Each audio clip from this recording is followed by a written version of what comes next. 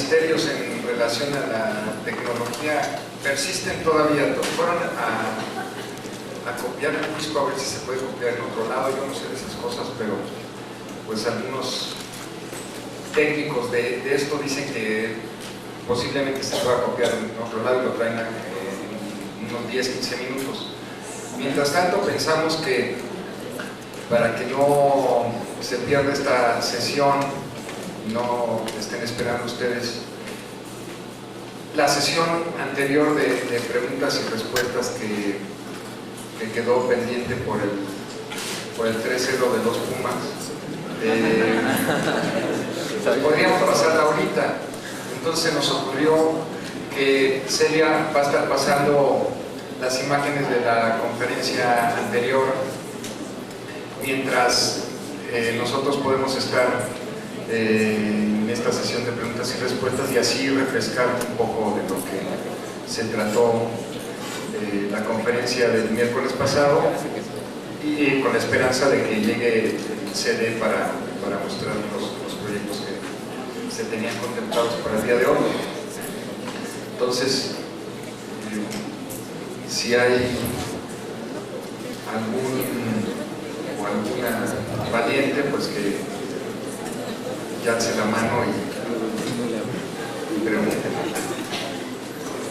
Bueno, la conferencia pasada tú dijiste una frase que la verdad me causó mucha conmoción. Dijiste algo sobre la responsabilidad de un arquitecto hacia la ciudad. Entonces quisiera que como que lo explicaras más.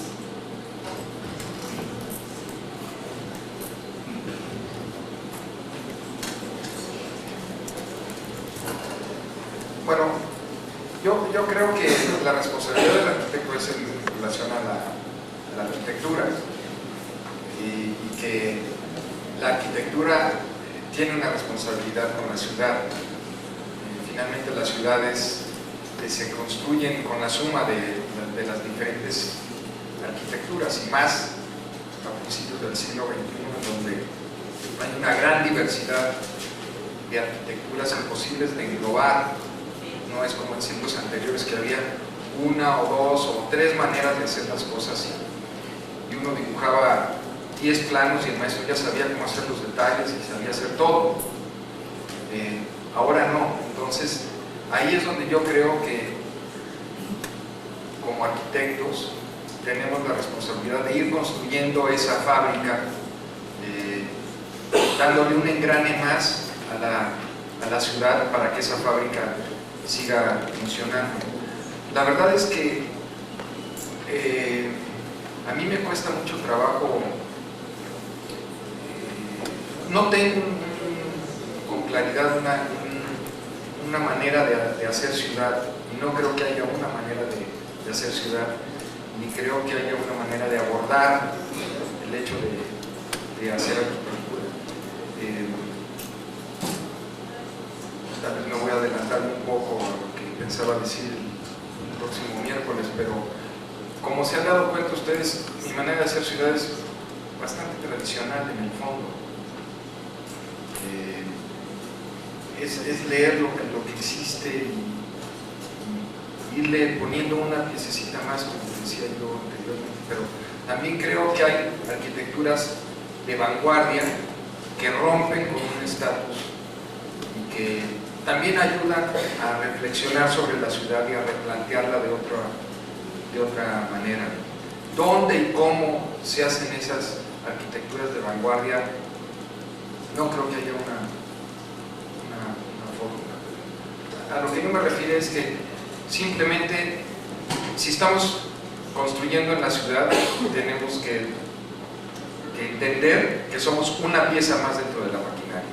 Lo que ha sucedido, yo creo, y principalmente en las periferias de las ciudades, es que eso no se toma en cuenta. Simplemente se construye una cosa sin tomar en cuenta nada, ni siquiera las vistas ni las orientaciones, ya no digamos lo que hay alrededor. Entonces yo creo que hay que tratar de dialogar más que de romper.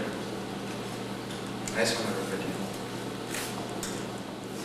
Pero también, por ejemplo, en lugares como Santa Fe, por ejemplo, donde hay arquitecturas muy o bien realizada, con estilos muy definidos, distintos arquitectos, etc., más parece muestrario que hacer en realidad ciudad, porque por ejemplo no hay, o por lo menos no hay ciudad para el peatón en un cierto sentido, hay más bien ciudad para los autos, para el flujo de autos y de autobuses, cosas así, más que otra cosa.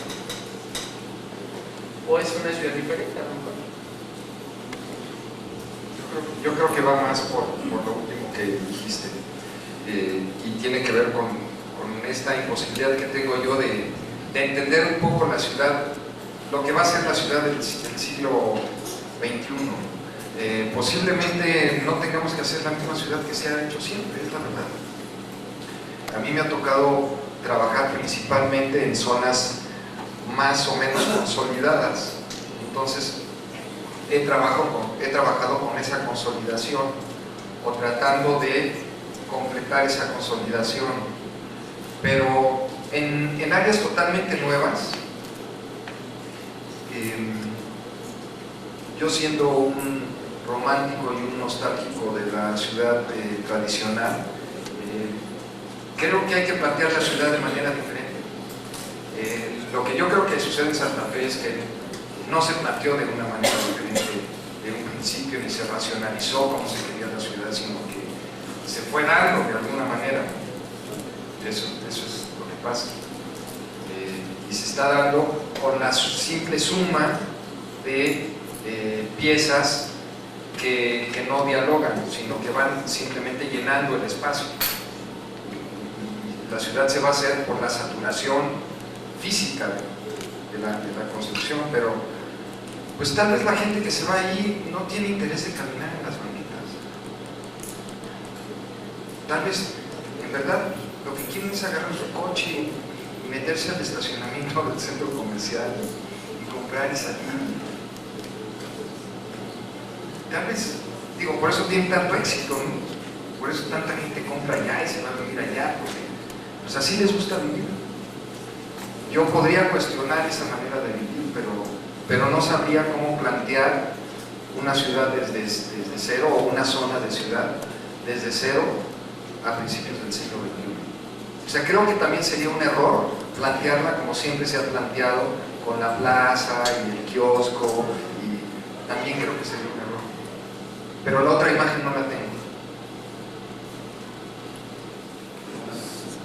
No, está bien. Haciendo una cita, más bien retomando una cita hace 2 sesiones, decías que sobre Paul Valéry, más o menos decías que los edificios no tienen que gritar, que más bien no tienen que gritar, tienen que dialogar con el entorno. Ahora lo expresas en otras palabras.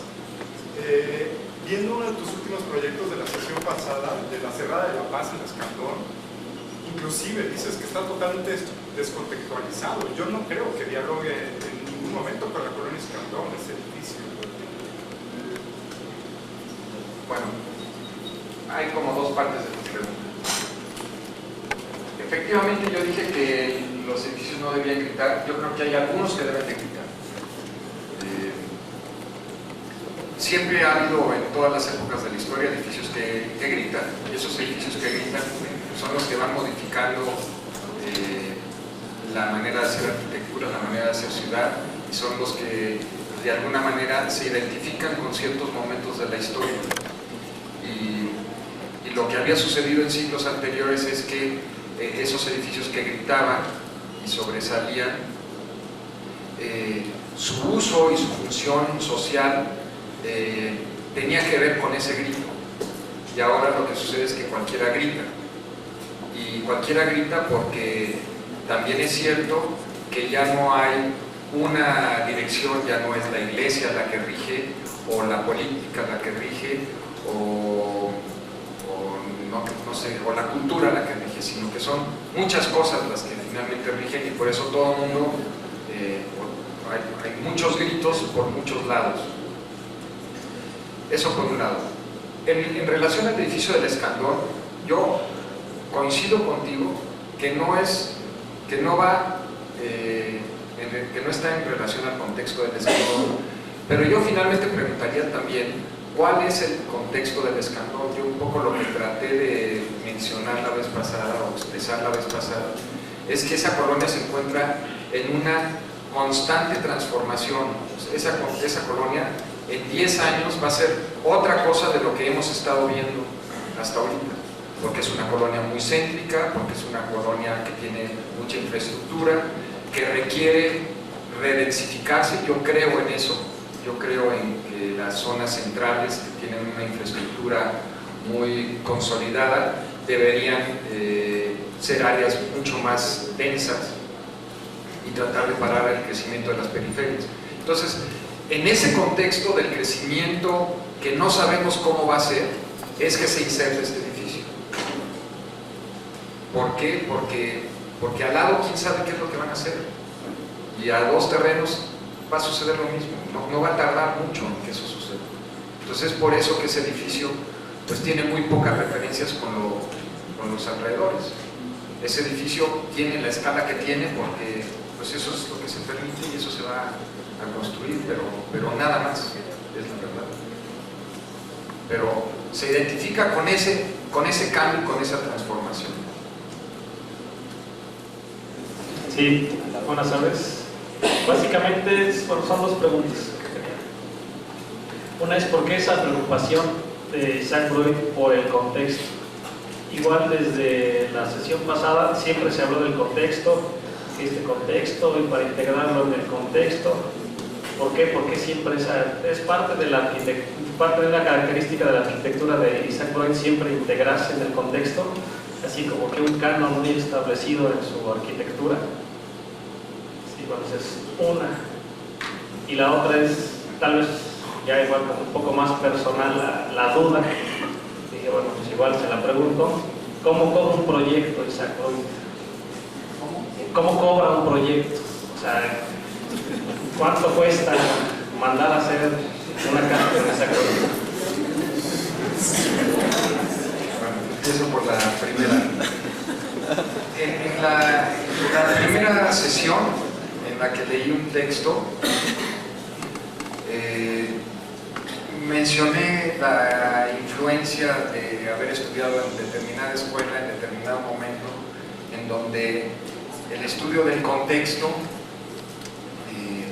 era condición básica para cualquier proyecto que se hacía en la escuela. Yo creo que eso acabó influyéndome de manera decisiva para mi formación profesional, pero tampoco creo que siempre hay que relacionarse con el contexto. Cuando presenté las estaciones de metro, lo que mencioné es que esas estaciones de metro iban de alguna manera en contra del contexto. Creía yo que esa manera de hacer ciudad, según mi perspectiva, cuando se inserta un proyecto de carácter público hecho por el Estado, tenía que mostrar otras cosas diferentes a lo que mostraba ese contexto. Entonces hay veces que creo que es importante llamar la atención con lo que uno hace y romper con un determinado contexto. Teodoro González de León dice que ya la palabra contexto queda corta y que ahora hay que hablar de paisajes. Para mí un poco es lo mismo, el paisaje urbano, el paisaje natural. A veces hay que ir en contra de él. Y de esa manera las dos partes adquieren fuerza. Ahora, la segunda pregunta sobre cómo cobro, te puedo contar n número de anécdotas, pero te voy a contar una nada más. Cuando se hizo el proyecto de Telcel, las oficinas corporativas de Telcel, fue un concurso de ideas de arquitectura. Finalmente lo ganamos. Ya que lo ganamos, nos dijeron, bueno, pues ¿cuánto nos vas a cobrar? Entonces, pues, saca uno el arancel del Colegio de Arquitectos, página 1, 40% del proyecto, el texto por esto, bla, bla, bla, y el precio por metro cuadrado es tanto, por lo tanto el costo total de la obra es tanto y yo te cobro tanto, ¿sí? Entonces dije, pues, tanto, se van para atrás, voy a cobrar la mitad. Presentas, dicen, oye, ¿cómo nos vas a cobrar tanto? Todo por unos dibujitos, como dijeron una vez, todo por unos por unos mapitas. Entonces, bueno, pues se les presenta una segunda alternativa, no sé cuánto más abajo, y una tercera, no sé cuánto más abajo, no sé cuánto más abajo. Hasta que llegó un momento en que les dije, esta es la última, digo, de esto yo ya no me puedo bajar. Me citan a las 2 semanas con el director de proyectos. La junta duró 20 segundos. Hola, ¿cómo están? Mucho gusto, mi nombre es tal. Oye, mira, yo sé que este es un mal momento para los arquitectos y buen momento para nosotros. Te ofrecemos tanto. ¿Lo quieres? ¿Lo tomas o no quieres? Y se hizo el proyecto. Ustedes pueden sacar sus propias conclusiones. Entonces, según el sapo la pedrada, eso es. Nunca jamás he podido cobrar lo que dice el arancel del colegio de arquitectos. Y uno se va adaptando a lo que al cliente. Eso es. Yo trato de cobrar un determinado porcentaje en relación al costo total de la obra. Pero siempre hay broncas, porque el costo total de la obra depende de lo que tú consideras que va a costar el metro cuadrado de construcción. Entonces llegas con eso y te dicen, oye, pero ¿cómo es posible si mi primo se acaba de hacer una casa y le costó la mitad por metro cuadrado? Entonces tú me estás queriendo cobrar más de lo que es. Entonces, bueno, pues te voy a cobrar en relación a lo que le costó la casa de tu primo, le costó la casa de tu primo. Y así te vas negociando hasta que se llega a un acuerdo. Pero no siempre se cobra lo mismo, dependiendo de los proyectos y dependiendo del cliente. Y dependiendo del interés que uno tenga también de hacer los proyectos. Si tienes mucho interés, pues te van a hacer lo que sea. Pero debes de andar en un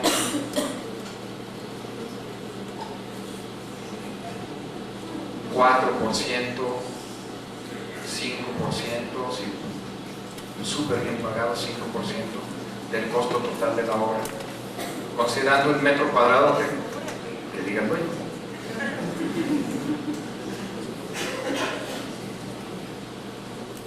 Uno acaba a veces poniendo hasta lana, o con tal de que te hiciste el proyecto, se hizo la obra y de repente en la obra el cliente dice, no, ¿sabes qué? Que no, eso ya no lo puedo hacer, que ya se me está acabando la lana. Y dice, no, pero es que eso lo tienes que hacer. No tengo lana. Bueno, ¿sabes qué? Yo lo pago. De verdad, no es broma. Toda la barda de piedra de la casa del condado de Sayavedra, ¿se acuerdan? Toda esa barda de piedra la pagamos nosotros. Pregúntenme si nuestros honorarios de supervisión de obra se fueron en pago de la barda de piedra, porque esa barda de piedra no se cotizó en un principio en el presupuesto original, se nos barrió, no revisamos bien y no aparecía en el concepto. Entonces el dueño dijo, no, pues yo no lo pago, no se va a hacer así, se hace de otra manera, y nuestros honorarios fueron para pagar la barda. El último edificio de la vez pasada tenía como un cono truncado ahí que tenía los pasillos. El resultado final fue totalmente intención tuya, o sea, porque hasta nos pasaste varias imágenes que se veían muy distintas cada una de ellas. También quería saber qué material habías ocupado para provocar esa celosía, que además dijiste que era como un material muy barato, muy económico. ¿A qué te refieres que si teníamos, que si era la intención de Ajá, es que también dijiste que se veía un poco como estilo Star Wars, un poco como muy galáctico. Exacto. Y todo eso yo entendí como si fue también un producto ya muy final, a lo mejor, y fue un extra lo que habían planeado. Con las obras siempre hay misterios, y con los proyectos y la manera de proyectar también están llenas de misterios y de incertidumbre. Y a veces esos misterios son para morirse de pena, y hay veces que los misterios son positivos, acaban siendo positivos. O sea, uno se puede imaginar ciertas cosas, pero la verdad es que el resultado final para mí fue mejor de lo que yo me imaginaba, por lo que mencionaba de los reflejos. Eso a mí por lo menos me cuesta mucho trabajo, además de imaginarme el espacio, pues ya imaginármelo con reflejos, ¿no? Entonces en ese sentido fue un misterio alegre, finalmente creo que enriqueció la obra. En relación a la celosía, si te acuerdas, en esa misma sesión mostré un edificio en la calle de Ámsterdam que tenía una celosía gris. Esa celosía gris son piezas de 10 por 10 por 40 que se utilizan mucho en vivienda de interés social popular. Esa celosía sí se hizo con esas piezas. Bueno, nosotros pensamos en un principio esa celosía hacerla exactamente igual, pero nos dio miedo que en un temblor se cayeran, son piezas pequeñas, se fueran cayendo piezas, que después iba a ser muy difícil de colocar. Ya no digas que alguien está bajando y se le cae el coco y cosas así, sino que simplemente fuera ya difícil de volver a colocar o de volver a encontrar el mismo material, etc. Entonces decidimos que esa misma idea de pieza, hacerla una pieza muy larga que iba de losa a losa para agarrar cada prefabricado en las losas, y que no fueran la suma de piezas pequeñas, sino que fueran piezas más grandes y que estuvieran muy rígidas. Entonces eso es lo que hizo la celosía. Fue como una derivación de unas piezas de uso popular, pero hechas prefabricado.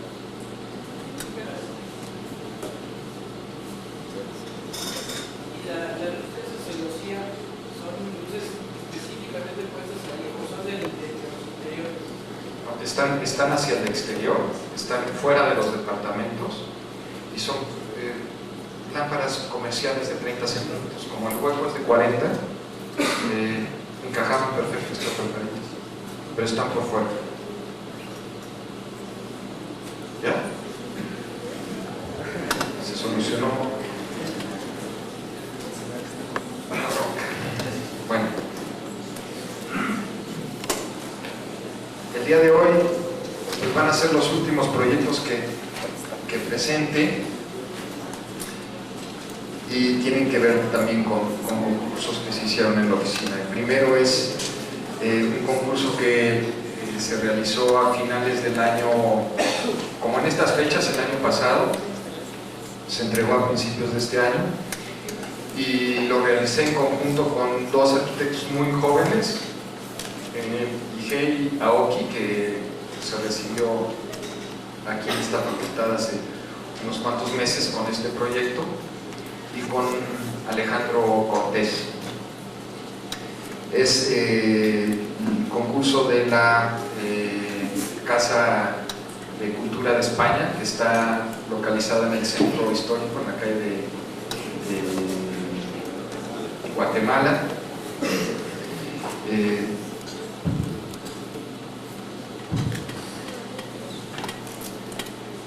Si se acuerdan ustedes del proyecto que se presentó para el Teatro El Milagro, en donde era una estructura de acero con unas plataformas que subían y bajaban, que es un proyecto hecho más o menos en 1992.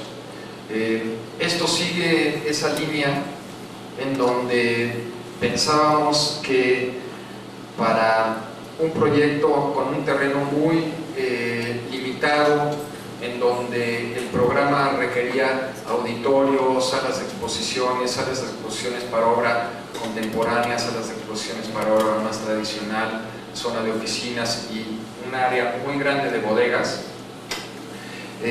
pensamos que el espacio flexible era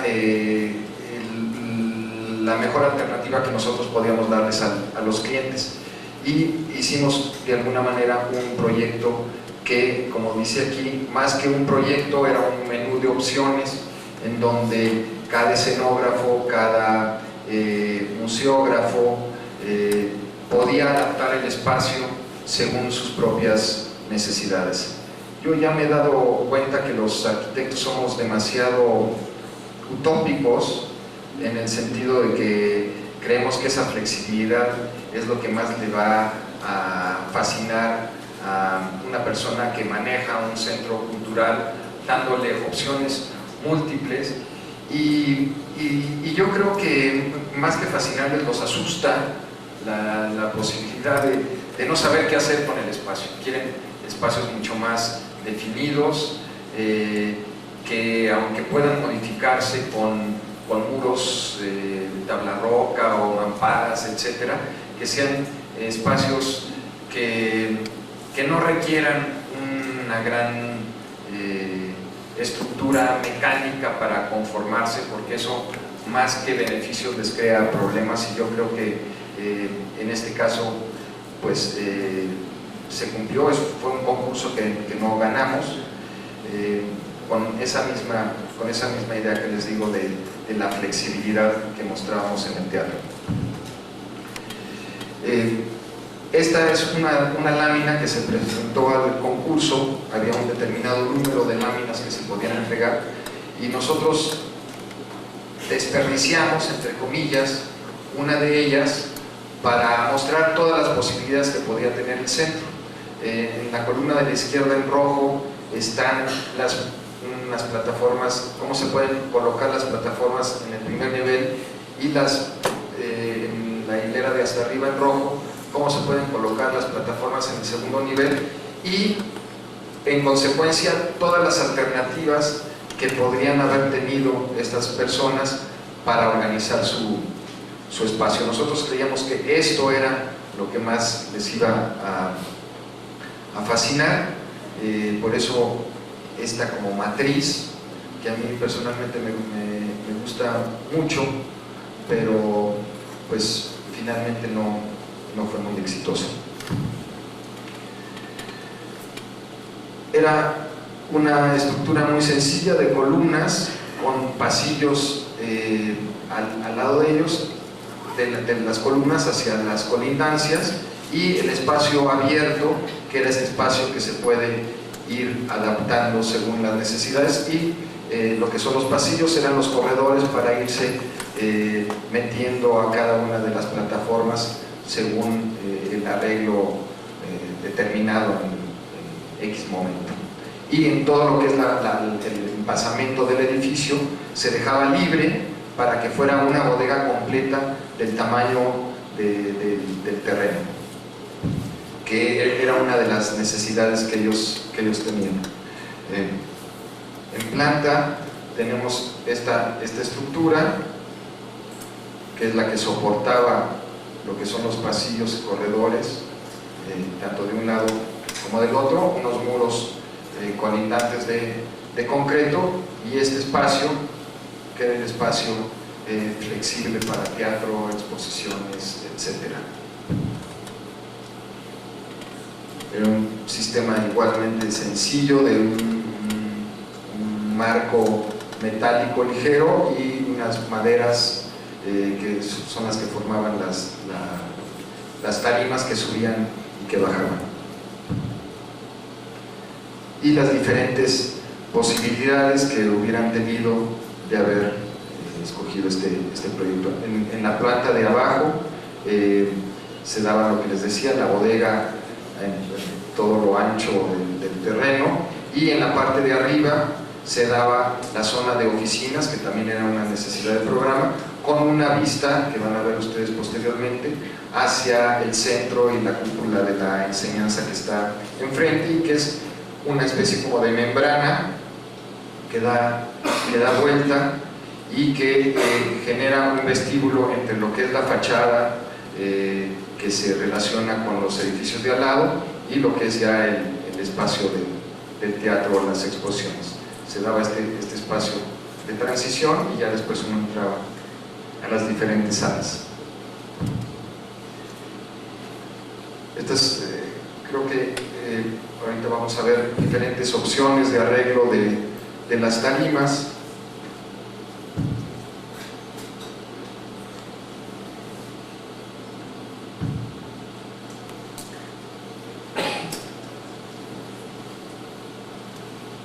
En donde al mismo tiempo podía haber exposiciones, obras de teatro, una conferencia, y al día siguiente podía ser el espacio totalmente diferente.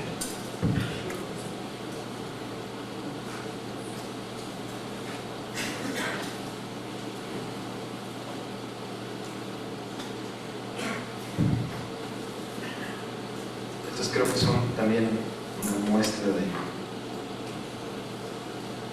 de arreglos que se podían dar y que presentamos en el concurso.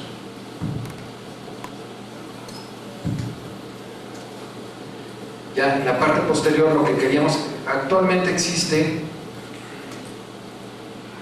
el Centro Cultural de España, es actualmente esto, y esto es un galerón.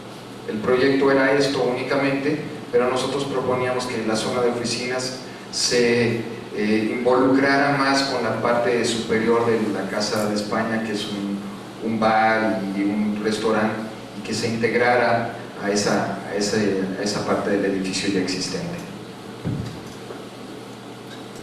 Que era esta cubierta que se encima de alguna manera en la cubierta que proyectó el arquitecto Bovela hace unos pocos años.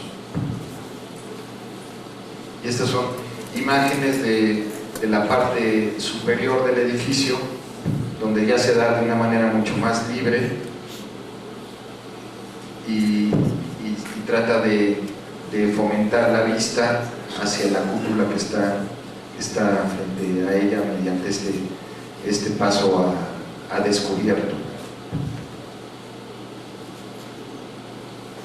La estructura es una estructura muy ligera, hay que acordarse que en el centro el suelo no es muy bueno, y que nosotros teníamos los dos muros y la estructura que cubría tenía un claro como de unos 14, 15 metros. Entonces ya la parte superior es una estructura muy ligera.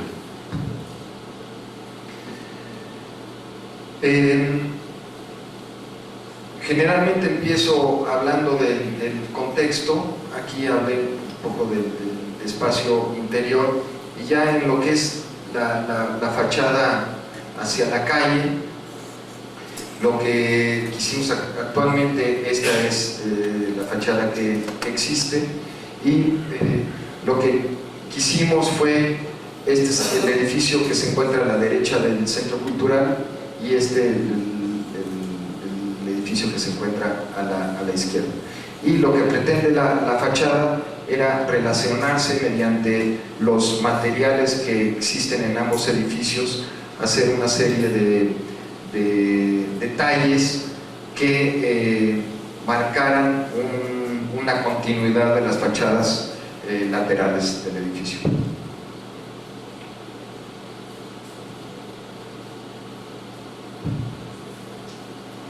Se empezaron a hacer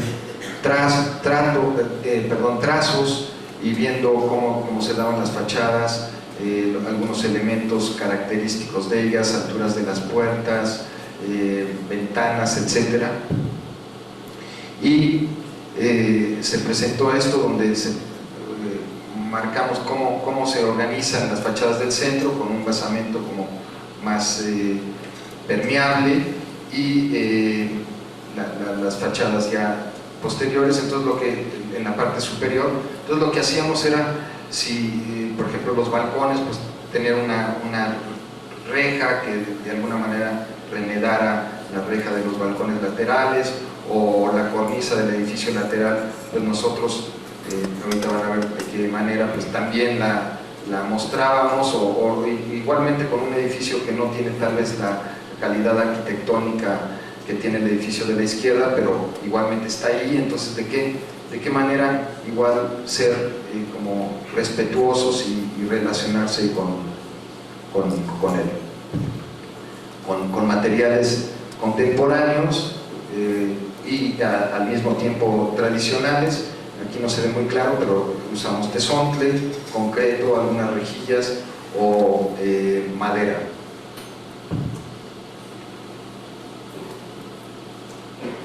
Hicimos un trazo tratando de relacionar la altura de la puerta con nuestra altura de la puerta, lo que les decía, esto con los barandales de la casa contigua, este detalle, algunas muestras relacionadas con las alturas de los edificios de al lado. En fin, de esta manera creíamos nosotros que era una manera como amable de introducir un edificio contemporáneo en un contexto tan armado como el centro. Unos 2 años antes surge el concurso para un centro cultural de Francia en México, y había la obligación de estar asociados con una firma francesa para poder realizar el proyecto.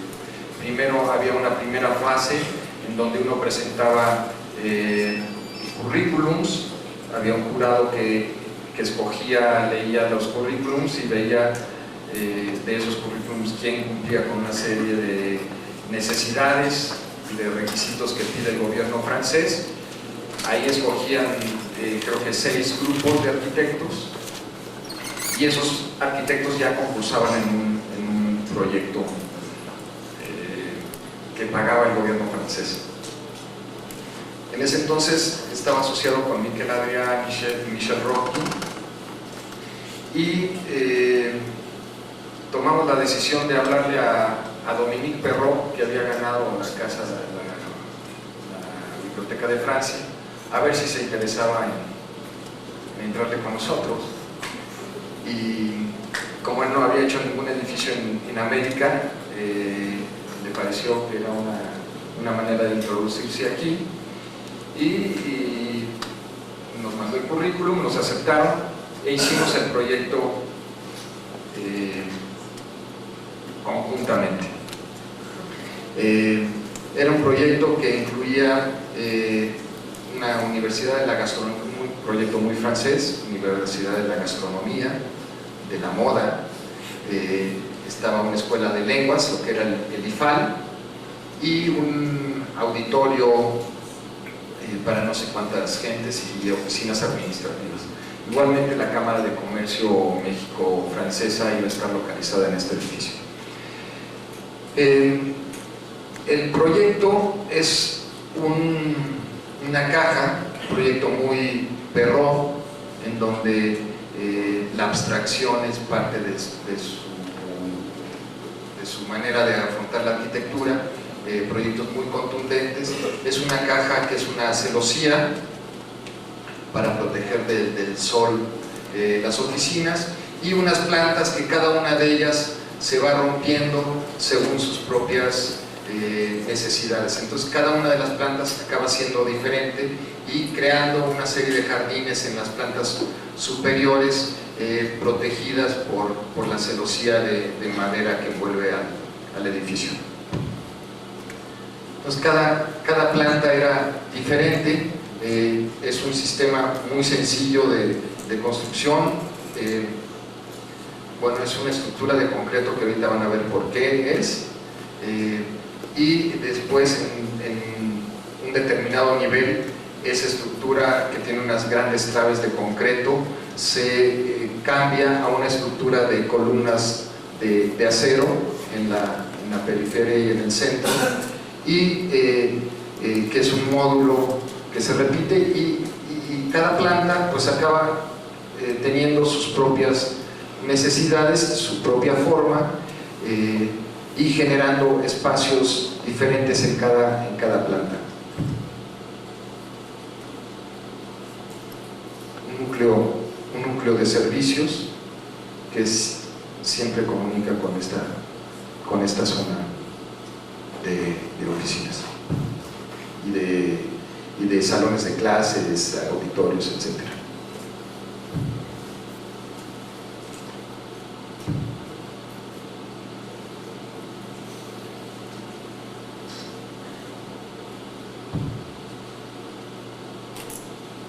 Es como todos los proyectos de Perrot, muy claro de concepto, muy contundente, con una sola idea. Hay un libro que a mí me gusta mucho que se llama La zorra y el erizo, de Isaiah Berlin, en donde dice que el libro trata sobre varios escritores, y él dice que hay escritores que son zorras y escritores que son erizos. Zorras no en el sentido que muchos están pensando, sino que dicen que la zorra tiene muchas ideas y con esas ideas logra su objetivo, y el erizo es una sola idea. Yo creo que Dominique Perrot es de los arquitectos actuales de los más erizos que existen, y esa es su fuerza, como es la fuerza del erizo. Simplemente hay que ser consecuente un poco.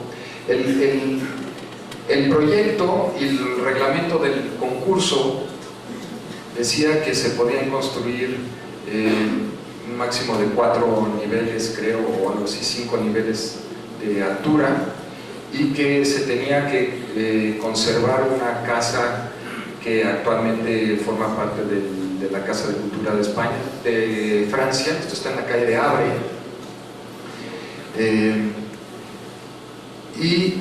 Es un terreno muy particular porque, bueno, estos son cortes en donde se muestra lo que yo les decía del auditorio en la parte superior, y creo que en la siguiente imagen aquí podemos ver cómo cada planta se va modificando y adaptando según las necesidades.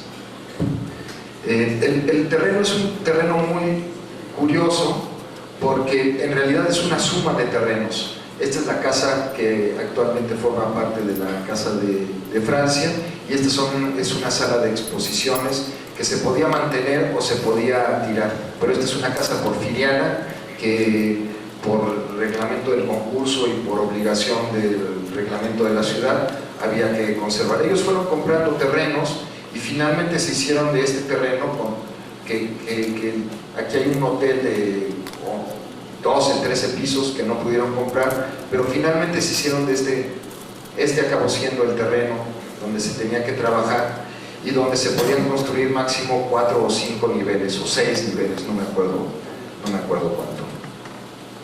El proyecto de Perrot, bueno, y nuestro, fue romper con todas las reglas del concurso, con todos los reglamentos de la ciudad, con todo de todo, y fue construir un edificio encima de la casa.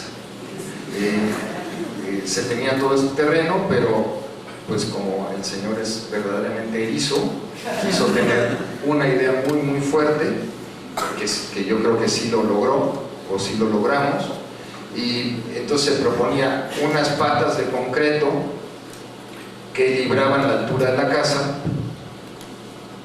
Esta es una imagen de lo que pudo haber sido el interior.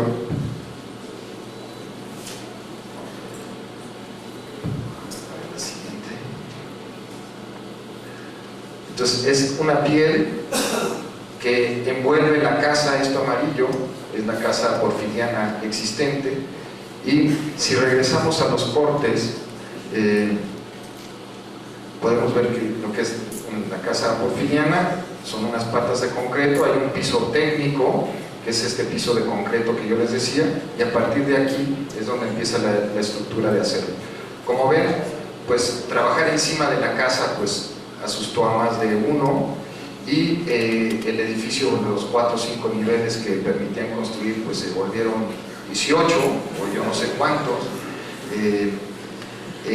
que de alguna manera yo lo entiendo. Aquí enfrente es donde González de León está haciendo su proyecto de reforma, creo que es 222, son edificios de 30 y tantos niveles.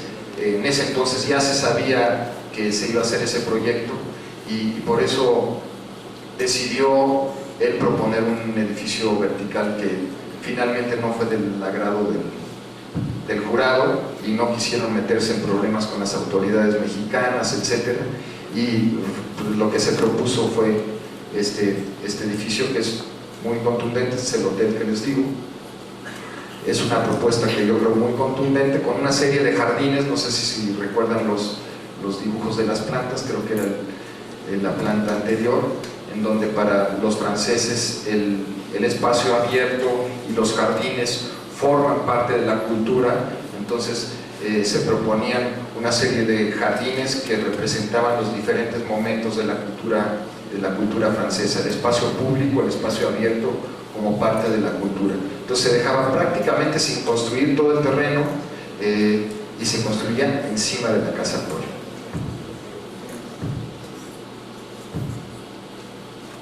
Esta es la imagen de la casa aquí, envuelta con la celosía de madera.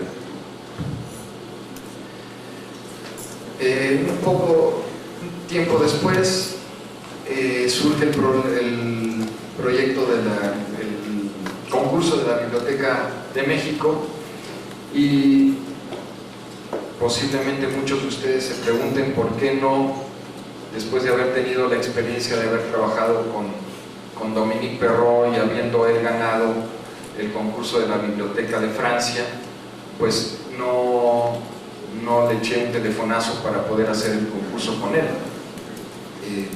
que era un poco lo más obvio, lo que posiblemente iba a tener mejores resultados. Pero la verdad es que la experiencia de haber trabajado con Dominique Perrault no fue la más agradable.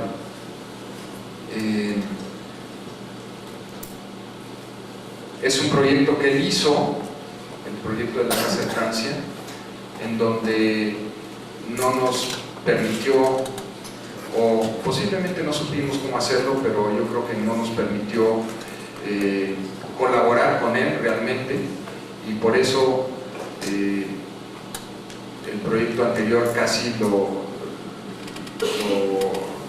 comentaba yo como un proyecto de Dominique Perrault. Yo así lo siento, y la verdad es que cuando surge el concurso de la biblioteca, a mí lo que me interesaba era poder colaborar con otros arquitectos y no simplemente figurar dentro de una lista con un arquitecto importante, que es lo que de alguna manera Michel Rocking y Miquel Adrià sí participaron en el concurso de la biblioteca con Dominique Perrault. Unos cuantos meses antes de que se abriera el concurso, tuve la fortuna de que me invitaron a un congreso en una ciudad que se llama Cúcuta, en el norte de Colombia. O sea, una ciudad, como si a un colombiano lo invitan a dar una conferencia, no sé, a cualquier ciudad de tercera o cuarta categoría en México. Me invitan, ahí conozco a Daniel Bonilla y Giancarlo Massanti, arquitectos jóvenes colombianos con mucho entusiasmo y mucha, además de calidad humana, con una gran obra, poca, pero obra arquitectónica con mucha calidad. Y decido más bien hablarles a ellos más que a Dominique Perrault para hacer este concurso. Digo, afortunadamente funcionó la relación y fuimos unos de los finalistas, pero sí quería mencionar el por qué el proyecto se realiza con ellos y no con Perrault. Una cosa, además, adicional a lo que les he mencionado, una cosa importante fue haber compartido con ellos algunas ideas sobre la ciudad en Colombia y la ciudad en México. Y cuando surge este concurso, pues como mencioné yo en alguna ocasión, los concursos ofrecen la oportunidad de plantear una idea arquitectónica, pero también plantear una idea de ciudad. El Teatro del Ferrocarrilero, unas subestaciones eléctricas y lo que es el espacio de Tlatelolco, que como recuerdan ustedes, un clásico ejemplo de arquitectura de los 60s con edificios sueltos dentro del paisaje. Entonces, viendo esto y sabiendo de la importancia del edificio como una biblioteca nacional, este es el edificio de ferrocarriles, los teatros, los patios de maniobra libres, lo que es el terreno de la biblioteca, las subestaciones, el edificio rodeado de espacio abierto, los campos deportivos y después la delegación. Pensamos que por qué no, estas son imágenes del contexto, si ya existía un espacio abierto, simplemente que totalmente desarticulado, ¿por qué no plantear una organización de todo ese espacio dentro de un solo parque que pudiera dar servicio a una zona de la ciudad que carece muchísimo de áreas verdes? Lo que dice la UNESCO como un mínimo de área verde, de área abierta por habitantes, creo que son 6 metros cuadrados por habitante. La Ciudad de México tiene alrededor de 1.2 metros cuadrados por habitante. Empezamos a hacer análisis de cómo se daban los parques en la ciudad, y de lo más general fuimos pasando a algo más particular, algo más particular, algo más particular, para de ahí darnos cuenta dónde están los espacios abiertos en la ciudad, cuáles son sus dimensiones, y ver que si nosotros juntábamos desde la plaza de la delegación que está frente a la delegación Cuauhtémoc, articulando eso con el espacio abierto de Tlatelolco, íbamos a poder lograr un parque de las dimensiones de la Magdalena Mixhuca, por ejemplo. Entonces, parte del planteamiento inicial, esto es un fondo figura, no sé si se vea con claridad, pero este es el edificio de ferrocarriles, el edificio de la delegación Cuauhtémoc. Este es un plano real en donde esto gris, que apenas se vislumbra, es lo construido, incluyendo el proyecto de la biblioteca, y todo lo que está en negro es espacio abierto, incluyendo Tlatelolco, que se sigue para acá. Entonces, lo que nosotros proponíamos era articular el espacio vacío existente, actualmente desestructurado, con un nuevo parque que simplemente utilizaba el espacio que ahí existe, no había que demoler absolutamente nada. Y eso fue uno de los planteamientos que creemos que les interesó a los miembros del jurado. Fue un concurso que se hizo en 2 fases. Una primera fase donde uno tenía que entregar 2 pequeñas láminas, tamaño doble carta cada una, donde ahí tenía uno que sintetizar las ideas. Estas son las 2 láminas que nosotros presentamos, son láminas de este tamaño cada una, donde proponíamos la idea del gran parque y la introducción de la biblioteca como un objeto más dentro de los objetos que se hubieran encontrado sueltos en este gran parque metropolitano. Y lo que proponíamos también desde un principio, y que continuamos, al igual que la propuesta del espacio abierto, fue que analizando el programa vimos que pedían 6 bibliotecas diferentes, una de Bellas Artes, una de Filosofía, una de Ciencias, Ciencias Sociales, etc. Entonces hacíamos 6 cajas en donde cada una de ellas iba a contener cada una de las bibliotecas. Y hacíamos un pequeño diagrama mostrando cuál era la idea de organización del proyecto, y unas maquetas muy sencillas hechas con jabón, pedazos de jabón, mostrando que era simplemente la unión de 6 cajas envueltas en una piel. Afortunadamente fuimos seleccionados para la fase final, y estas son las 15 láminas que presentamos como proyecto final, que son las que están expuestas en la exposición, y que son las que de alguna manera voy a describir con más detalle ahora.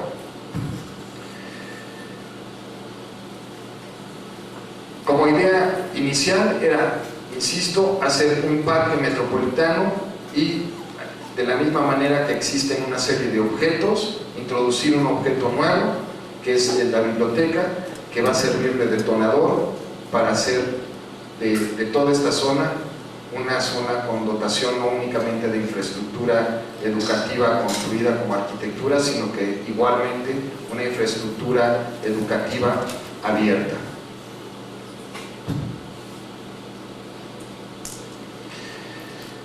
Dentro de esa zona existen 2 subestaciones eléctricas que tienen actualmente estas condiciones, y lo que nosotros proponíamos como parte del proyecto de la biblioteca era aprovechar las estructuras y mediante acciones muy sencillas, introducción de algunos puentes, algunas techumbres, cambio de la techumbre, etcétera, hacer de estas estructuras un jardín botánico que complementara la función pedagógica de la biblioteca, y que se formaban parte de todo el gran espacio verde propuesto.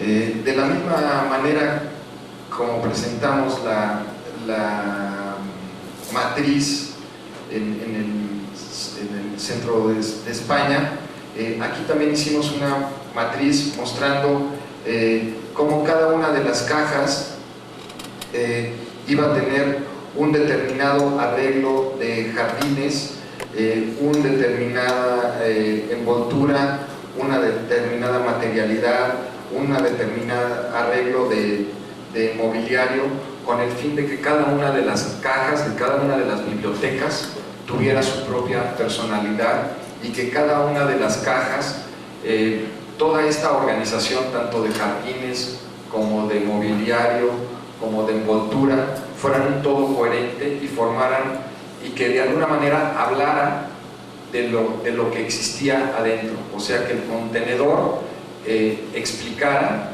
que la arquitectura explicara el contenido. Explicando un poco con más detalle, lo que quiero decir con esto es que desde la epidermis hasta el mobiliario, hasta los jardines, cada una iba a estar personalizada. Un proyecto de 50,000 metros cuadrados, nosotros creíamos que era importante que tuviera que el lector tuviera una identificación con determinado espacio. Hay maneras de leer los libros diferentes. Una persona que estudia un libro de matemáticas, estamos convencidos que lee diferente a como lee una persona que está interesada en un libro de arte. La relación incluso con el objeto, con el libro, es diferente, la manera como uno se sienta puede ser diferente, o si no es diferente, por lo menos dar las opciones a que cada uno pudiera utilizar la biblioteca de una manera diferente, acorde con su propia manera de leer.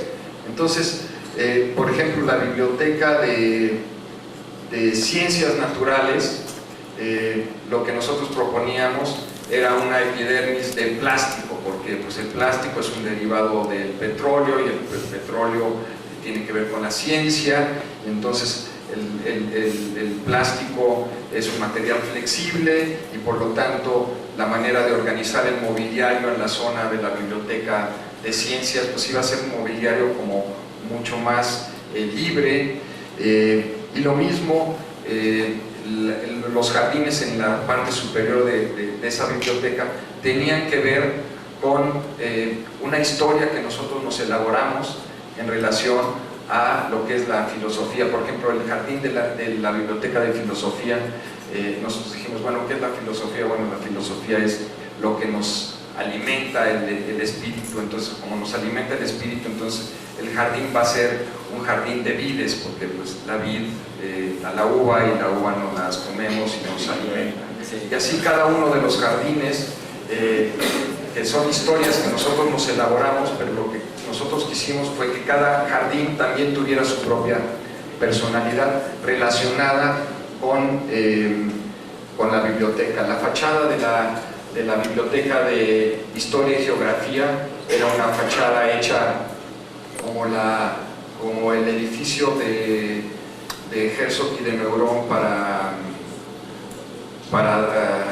Dominus, la cosa esta de vinos, que es una fachada de cajas de piedra que filtran la luz. Como es geografía, pues entonces una fachada de piedra que filtra la luz, etc. Entonces así cada uno de las bibliotecas. Hicimos un diagrama donde se mostraban las partes que componen el proyecto, una plataforma que es esta, que es parte del paisaje que nosotros creamos, que es una topografía artificial que hacíamos en el lugar, la epidermis, lo que es la zona de lectura que se envuelve con las diferentes fachadas que mencionábamos, unas circulaciones y un edificio en la parte superior, que eso no lo planteamos desde un principio porque no había un programa definido en un principio, sino que a los 7 finalistas ya les daban un programa muy estudiado por parte de las autoridades, y surge este edificio que es como un edificio de apoyo a todas las zonas de lectura, donde se encuentra todo el acervo. Esta es una biblioteca abierta donde uno toma los libros sin pedirlos. Entonces está la zona del acervo y después uno pasa y se va a las zonas de lectura.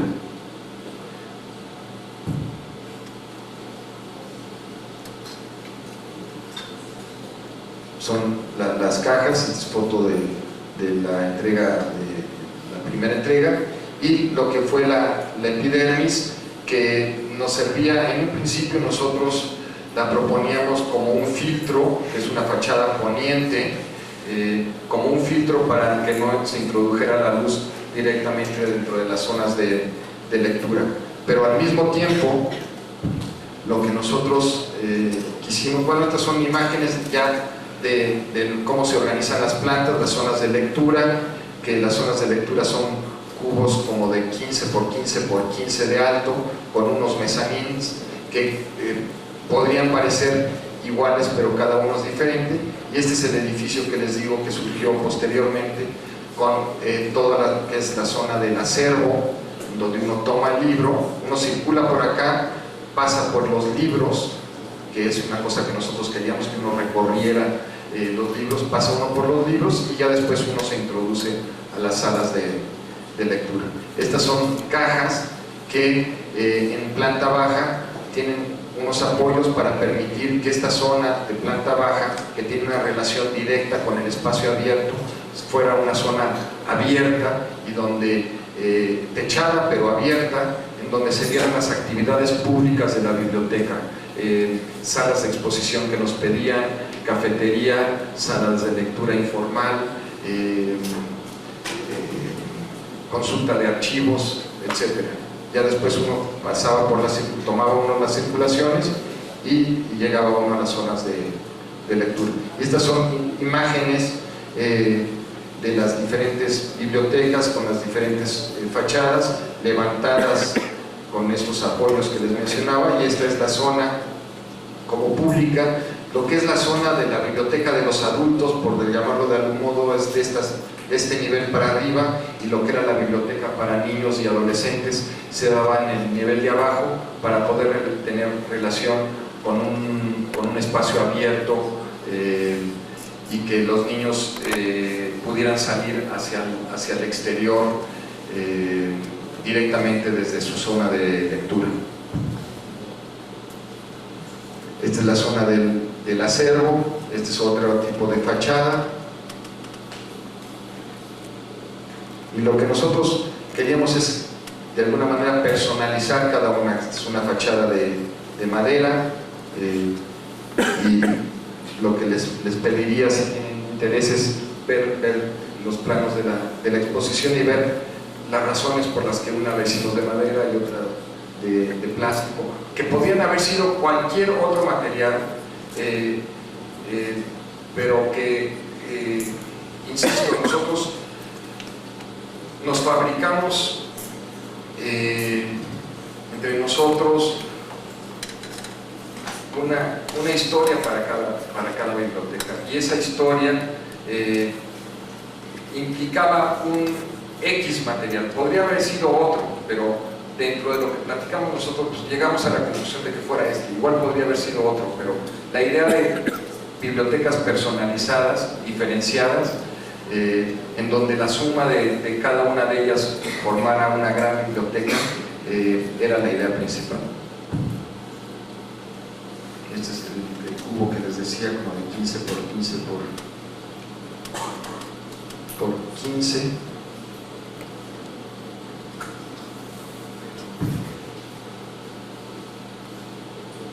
Lo que hubiera sido la imagen final de la biblioteca, las cajitas sueltas, y entre caja y caja se daban unos patios para introducir iluminación, y también unos huecos que estaban sobre unos patios, que eran los patios por donde uno bajaba a la biblioteca de jóvenes o la biblioteca de niños, que quedaban en la parte inferior, en este nivel, y que tenían comunicación directa con esta plataforma. Aquí es donde vemos el patio. Uno bajaba, llegaba a la zona de lectura, que tenía comunicación con esta plataforma, que ya estaba en relación directa con el espacio abierto.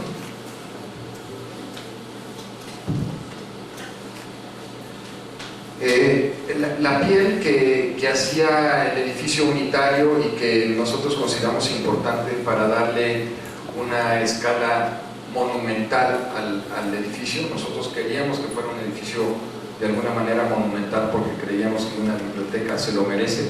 Puede ser uno de los edificios que gritan, de los que hablábamos anteriormente. Creíamos que se justificaba que el edificio de alguna manera gritara.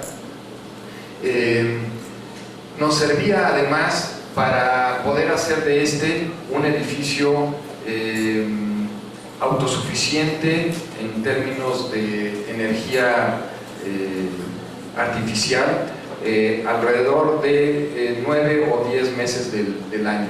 Para ello nos asesoramos con gente especializada en la materia, que fue la que realizó toda esta serie de diagramas, mostrando cómo esta piel podía servir como una especie de sifón, en donde en la parte superior teníamos un elemento que, dependiendo del movimiento del viento, se movía hacia acá o hacia acá, pero permitía que el aire caliente, que se va concentrando durante el día, durante la noche pudiera salirse por acá, salirse o hacia acá o hacia acá, y hacer de este edificio un edificio fresco, sin necesidad de aire acondicionado durante 9 meses del año. Creemos que, además de las preocupaciones que debemos de tener a principios del siglo XXI en relación con el espacio público, el espacio de convivencia de los ciudadanos en una ciudad, más que los espacios de de tránsito de segundos pisos que van nada más de un lado a otro, pero que no hacen que la gente conviva. Además de esa concientización, la concientización de hacer de los edificios autosustentables, creemos que va a ser una de las características fundamentales de la arquitectura del siglo XXI. Y por eso quisimos proponer un edificio autosuficiente.